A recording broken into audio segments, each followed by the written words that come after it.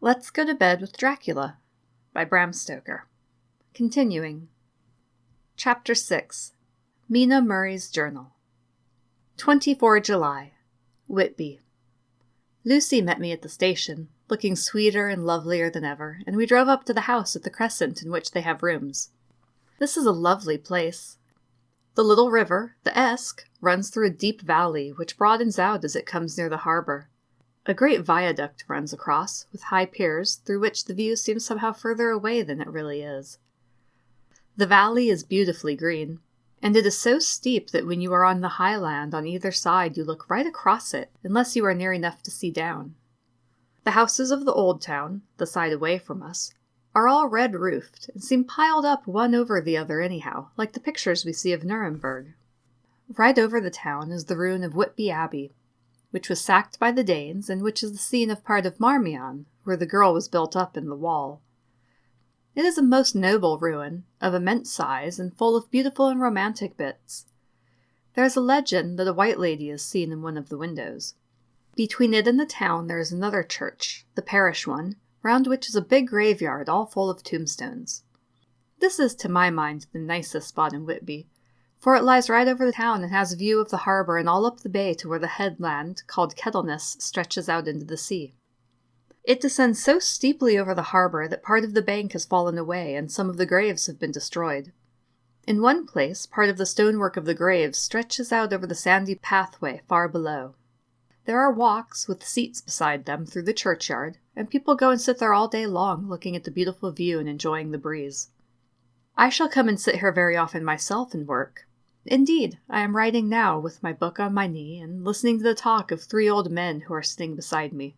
They seem to do nothing all day but sit up here and talk. The harbor lies below me, with, on the far side, one long granite wall stretching out into the sea with a curve outwards at the end of it, in the middle of which is a lighthouse. A heavy seawall runs along outside of it. On the near side, the seawall makes an elbow crooked inversely, and its end, too, has a lighthouse. Between the 2 piers there is a narrow opening into the harbor, which then suddenly widens. It is nice at high water, but when the tide is out it shoals away to nothing, and there is merely the stream of the Esk running between banks of sand, with rocks here and there. Outside the harbor on this side there rises for about half a mile a great reef, the sharp edge of which runs straight out from behind the south lighthouse. At the end of it is a buoy with a bell, which swings in bad weather and sends in a mournful sound on the wind. They have a legend here that when a ship is lost, bells are heard out at sea. I must ask the old man about this. He is coming this way. He is a funny old man. He must be awfully old, for his face is all gnarled and twisted like the bark of a tree. He tells me that he is nearly 100, and that he was a sailor in the Greenland fishing fleet when Waterloo was fought. He is, I am afraid, a very sceptical person, for when I asked him about the bells at sea and the white lady at the abbey, he said very brusquely, "I wouldn't fash myself about them, miss. Them things be all wore out. Mind, I don't say that they never was, but I do say that they wasn't in my time. They be all very well for cummers and trippers and the like, but not for a nice young lady like you. Them feet folks from York and Leeds that be always eating cured herrings and drinking tea and looking out to buy cheap jet would creed off. I wonder myself who'd be bothered telling lies to 'em, even the newspapers, which is full of fool talk."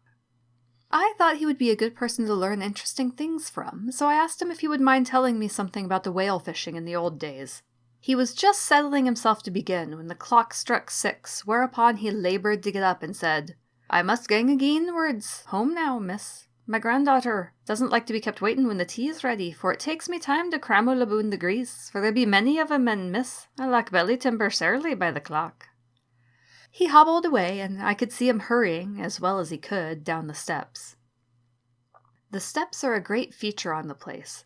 They lead from the town up to the church. There are hundreds of them, I do not know how many, and they wind up in a delicate curve.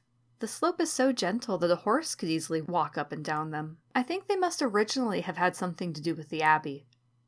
I shall go home too. Lucy went out visiting with her mother, and as they were only duty calls, I did not go. They will be home by this.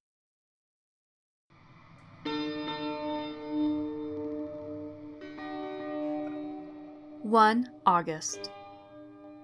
I came up here an hour ago with Lucy, and we had a most interesting talk with my old friend and the two others who always come and join him.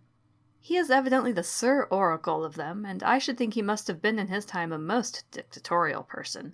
He will not admit anything and downfaces everybody. If he can't out-argue them, he bullies them, and then takes their silence for agreement with his views. Lucy was looking sweetly pretty in her white lawn frock. She has got a beautiful color since she has been here. I noticed that the old men did not lose any time in coming up and sitting near her when we sat down. She is so sweet with old people. I think they all fell in love with her on the spot. Even my old man succumbed and did not contradict her, but gave me double share instead. I got him on the subject of the legends, and he went off at once into a sort of sermon. I must try to remember it and put it down. It be all fool talk, lock, stock, and barrel. That's what it be, and not else. These bands and waffs and bogosts and barguests and bogles and all anent them is only fit to set bairns and Disney women a belderin'. They be nowt but air blibs. They and all grims and signs and warnings be all invented by persons and ilsome book-bodies and railway touters to scare and scunner halflins and to get folks to do something that they don't other inclined to. It makes me arful to think of them. Why, it's them that, not content with printing lies on paper and preaching them out of pulpits, does want to be cutting them on the tombstones. Look here all around you and what airt you will. All them steens holding up their heads as well as they can out of their pride is a cant. Simply tumbling down with the weight of the lies wrote on him. Here lies the body, or sacred to the memory, wrote on all of 'em, and yet in nigh half of them there bean't no bodies at all. And the memories of them bean't cared a pinch of snuff about, much less sacred. Lies, all of 'em, nothing but lies of one kind or another. My gog, but it'll be a queer scouterman at the day of judgment when they come tumbling up in their death sarks, all duped together and trying to drag their tombstones with them to prove how good they was. Some of them trimlin' and ditherin' with their hands that dozened and slippy from lying in the sea that they can't even keep their group of them. I could see from the old fellow's self-satisfied air and the way in which he looked round for the approval of his cronies that he was showing off. So I put in a word to keep him going. Oh, Mr. Swales, you can't be serious. Surely these tombstones are not all wrong. Yablins! There may be a poorish few not wrong, savin' where they make out the people too good, for there be folk that do think a balm bough be like the sea if only it be their own. The whole thing be only lies. Now look you here, you come here a stranger and you see this kirkgarth. I nodded, for I thought it better to assent, though I did not quite understand his dialect. I knew it had something to do with the church. He went on. And ye can't say that all these sterns be aboon folk that be happy to hear snod and snog. I assented again. Then that be just where the lie comes in. Why, there be scores of these laybeds that be tomb as old Dunn's bacca-box on Friday night. He nudged one of his companions, and they all laughed. And my gog, how could they be otherwise? Look at that one, the aftest abaft the Bearbank. Read it. I went over and read. Edward Spensla, Master Mariner, murdered by pirates off the coast of Andres, April 1854, age 30. When I came back, Mr. Swales went on. Who brought him home, I wonder, to hap him here? Murdered off the coast of Andres? And you can say that his body lay under? Why, I could name ye a dozen whose bones lie in the Greenland seas above. He pointed northwards. Or where the currents may have drifted them. There be the steens around ye. Ye can, with your young eyes, read the small print of the lies from here. This Braithwaite Lowry, I knew his father, lost in the Lively off Greenland in 20. Or Andrew Woodhouse, drowned in the same seas in 1777. Or John Paxton, drowned off Cape Farewell a year later. Or old John Rawlings, whose grandfather sailed with me, drowned in the Gulf of Finland in 50. Do you think that all these men will have to make a rush to Whitby when the trumpet sounds? I have me antherems about it. I tell ye that when they got here, they'd be jumbling and jostling one another that way that it'd be like a fight up on the ice in the old days when we'd be at one another from daylight to dark and trying to tie up our cuts by the light of the aurora borealis. This was evidently local pleasantry, for the old man cackled over it and his cronies joined in with gusto. But, I said, surely you are not quite correct, for you start on the assumption that all the poor people or their spirits will have to take their tombstones with them on the Day of Judgment. Do you think that will really be necessary? Well, what else be they tombstones for, eh? Answer me that, miss. To please their relatives, I suppose. To please their relatives, you suppose. This he said with intense scorn. How will it pleasure their relatives to know that lies is rode over them and that everybody in the place knows that they be lies? He pointed to a stone at our feet, which had been laid down as a slab, on which the seat was rested, close to the edge of the cliff. Read the lies on that, Thrustin, he said. The letters were upside down to me from where I sat, but Lucy was more opposite to them, so she leant over and read. Sacred to the memory of George Cannon, who died in the hope of a glorious resurrection on July 29, 1873, falling from the rocks at Kettleness. This tomb was erected by his sorrowing mother to her dearly beloved son. He was the only son of his mother, and she was a widow. Really, Mr. Swales? I don't see anything very funny in that.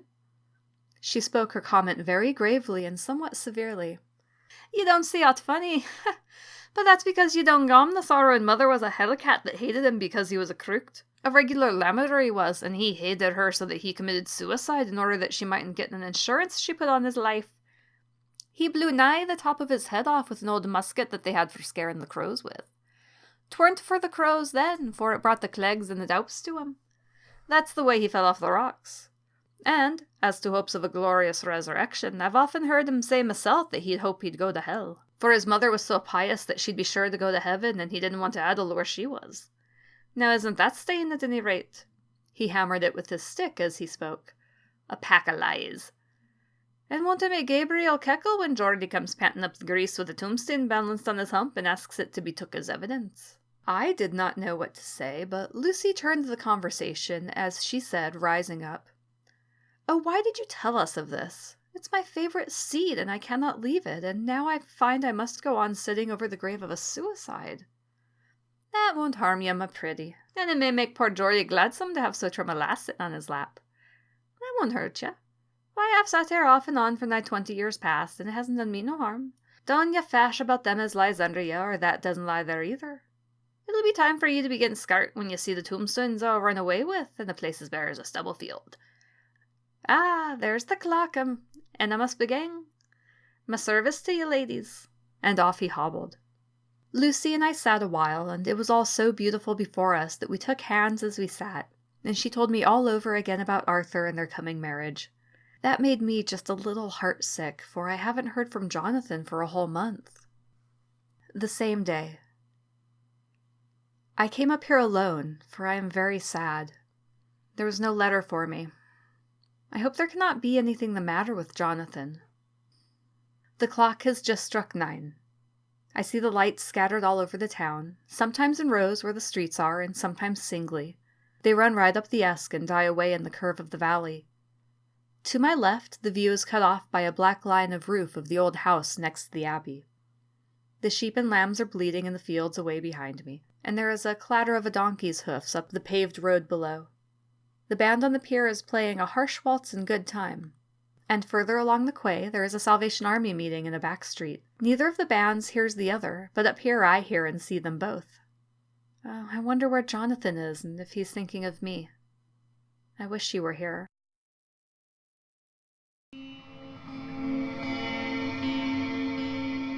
Dr. Seward's Diary, 5 June. The case of Renfield grows more interesting the more I get to understand the man.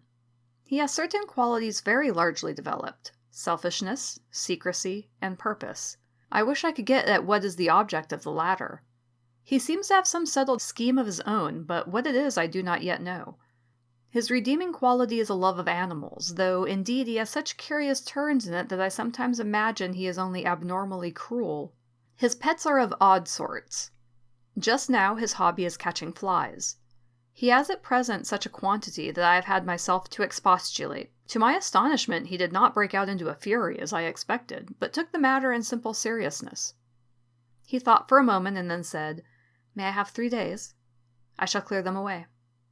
Of course, I said that would do. I must watch him.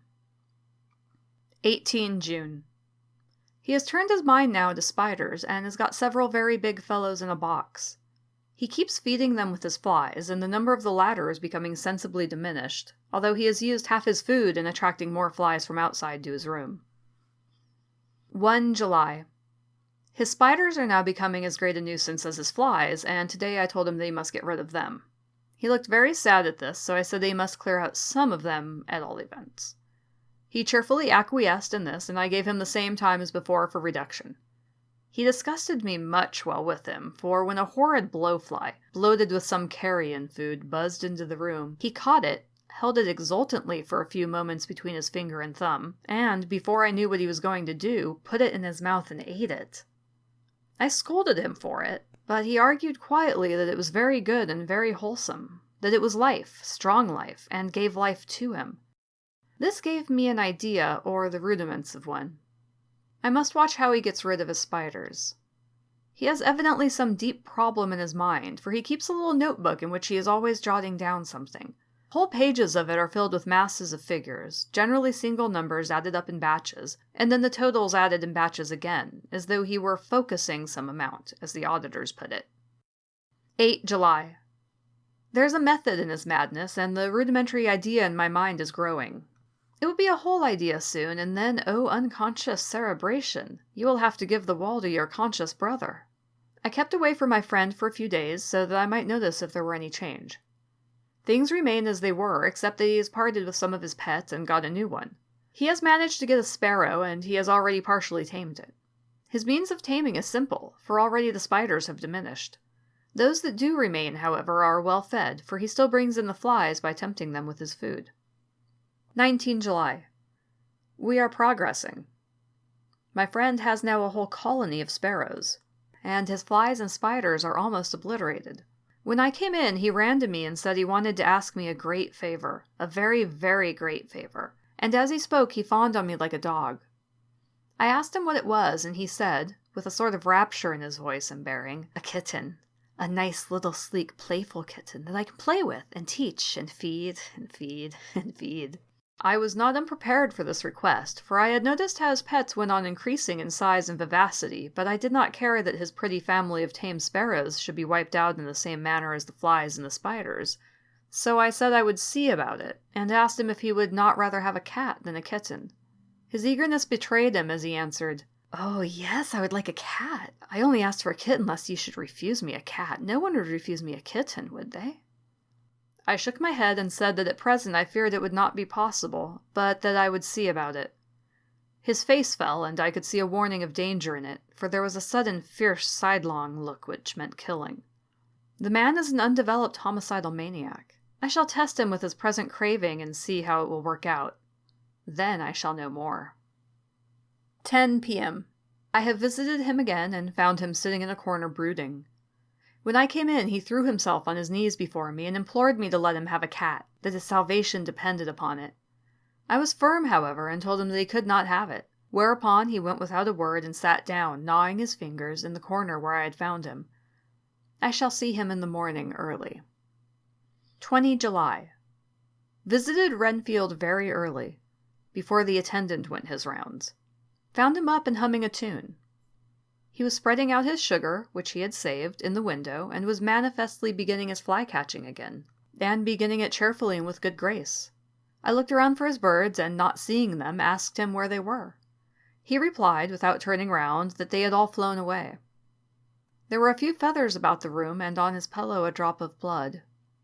I said nothing, but went and told the keeper to report to me if there were anything odd about him during the day. 11 a.m. The attendant has just been to me to say that Renfield has been very sick and disgorged a whole lot of feathers. My belief is, doctor, he said, that he has eaten his birds and that he just took and ate them raw. 11 p.m. I gave Renfield a strong opiate tonight, enough to make even him sleep, and took away his pocketbook to look at it. The thought that has been buzzing about my brain lately is complete, and the theory proved. My homicidal maniac is of a peculiar kind. I shall have to invent a new classification for him, and call him a zoophagous, life-eating maniac. What he desires is to absorb as many lives as he can, and he has laid himself out to achieve it in a cumulative way. He gave many flies to one spider, and many spiders to one bird, and then wanted a cat to eat the many birds. What would have been his later steps? It would almost be worthwhile to complete the experiment. It might be done if there were only a sufficient cause. Men sneered at vivisection, and yet look at its results today. Why not advance science in its most difficult and vital aspect, the knowledge of the brain? Had I even the secret of one such mind? Did I hold the key to the fancy of even one lunatic? I might advance my own branch of science to a pitch compared with which Bird and Sanderson's physiology or Ferrier's brain knowledge would be as nothing. If only there were a sufficient cause. I must not think too much of this, or I may be tempted. A good cause might turn the scale with me, for may not I too be of an exceptional brain, congenitally? How well the man reasoned! Lunatics always do within their own scope. I wonder at how many lives he values a man, or if at only one. He has closed the account most accurately, and today begun a new record. How many of us begin a new record each day of our lives? To me, it seems only yesterday that my whole life ended with my new hope, and that truly I began a new record. So it will be until the great recorder sums me up and closes my ledger account with a balanced profit or loss. Oh, Lucy, Lucy, I cannot be angry with you, nor can I be angry with my friend whose happiness is yours, but I must only wait on hopeless and work. If I only could have as strong a cause as my poor mad friend there, a good unselfish cause to make me work, that would be indeed happiness.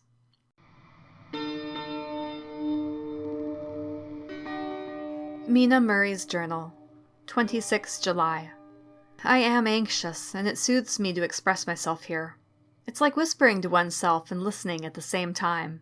And there's also something about the shorthand symbols that makes it different from writing. I am unhappy about Lucy and about Jonathan. I had not heard from Jonathan for some time and was very concerned, but yesterday dear Mr. Hawkins, who is always so kind, sent me a letter from him. I had written asking him if he had heard, and he said the enclosed had just been received. It is only a line dated from Castle Dracula, and says that he is just starting for home. That is not like Jonathan. I do not understand it, and it makes me uneasy. Then, too, Lucy, although she is so well, has lately taken to her old habit of walking in her sleep. Her mother has spoken to me about it, and we have decided that I am to lock the door of our room every night. Mrs. Westenra has got an idea that sleepwalkers always go out on roofs of houses and along the edges of cliffs, and then get suddenly wakened and fall over with a despairing cry that echoes all over the place. Poor dear. She is naturally anxious about Lucy, and she tells me that her husband, Lucy's father, had the same habit, that he would get up in the night and dress himself and go out if he were not stopped. Lucy is to be married in the autumn, and she is already planning out her dresses and how our house is to be arranged. I sympathize with her, for I do the same. Only Jonathan and I will start in life in a very simple way, and shall have to try to make both ends meet.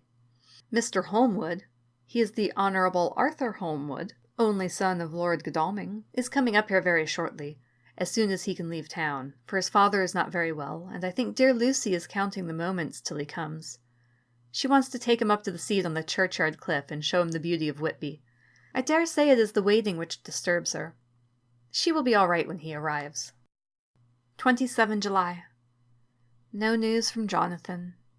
I am getting quite uneasy about him, though why I should I do not know. But I do wish that he would write, if it were only a single line. Lucy walks more than ever, and each night I am awakened by her moving about the room. Fortunately, the weather is so hot that she cannot get cold, but still the anxiety in the perpetually being wakened is beginning to tell on me, and I am getting nervous and wakeful myself. Thank God Lucy's health keeps up. Mr. Holmwood has been suddenly called to Ring to see his father, who has been taken seriously ill. Lucy frets at the postponement of seeing him, but it does not touch her looks. She is a trifle stouter, and her cheeks are a lovely rose pink. She has lost that anemic look which she had. I pray it will all last. 3 August. Another week gone, and no news from Jonathan, not even to Mr. Hawkins, from whom I have heard. Oh, I do hope he is not ill.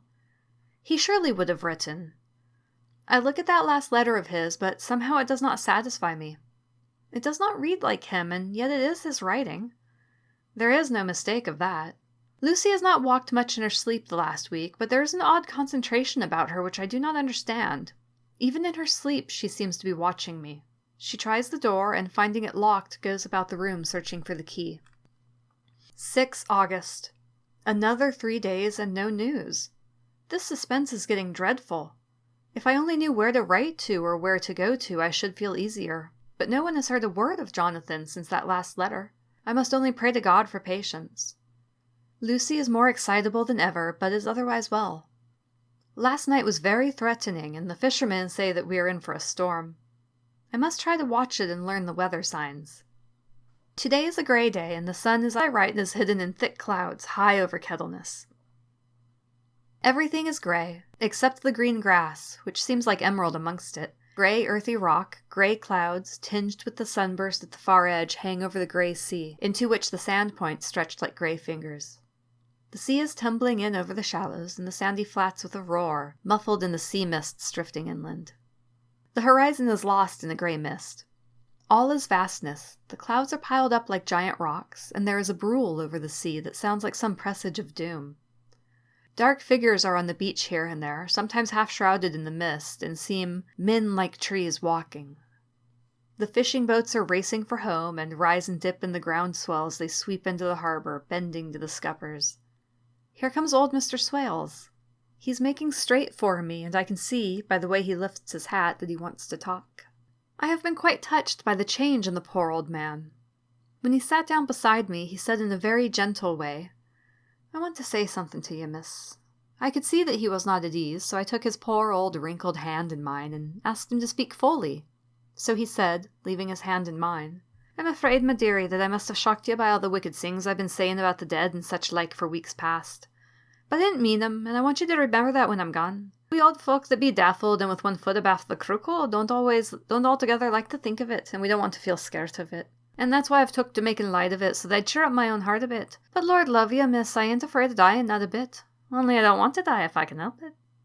My time must be nigh at hand now, for I be old, and 100 years is too much for any man to expect, and I'm so nigh it that the old man is already whetting his scythe. You see, I can't get out of the habit of coughing about it all at once. The chaffs will wag as they used to. Some day soon the angel of death will sound his trumpet for me, but don't you do all ungreet, my dearie," for he saw that I was crying. "If he should come this very night, I'd not refuse to answer his call. For life be, after all, only a waiting for something else than what we're doing, and death be all that we can rightly depend on. But I'm content for it's coming to me, my dearie, and coming quick. It may be coming while we be looking and wondering. Maybe it's in that wind out over the sea that's bringing with it loss and wreck and sore distress and sad hearts. Look, look!" he cried suddenly. "There's something in that wind and in the host beyond that sounds and looks and tastes and smells like death. It's in the air. I feel it coming, Lord. Make me answer cheerful when me call comes." He held up his arms devoutly and raised his hat. His mouth moved as though he was praying. After a few minutes' silence, he got up, shook hands with me and blessed me, and said goodbye and hobbled off. It all touched me and upset me very much. I was glad when the Coast Guard came along with a spyglass under his arm. He stopped to talk with me, as he always does, but all the time kept looking at a strange ship. "I can't make her out," he said. "She's a Russian by the look of her, but she's knocking about in the queerest way. She doesn't know her mind a bit. She seems to see the storm coming, but can't decide whether to run up north in the open or to put in here. Look there again. She's steered mighty strangely, for she doesn't mind the hand on the wheel. Changes about with every puff of wind. We'll hear more of her before this time tomorrow." End of chapter 6. To be continued.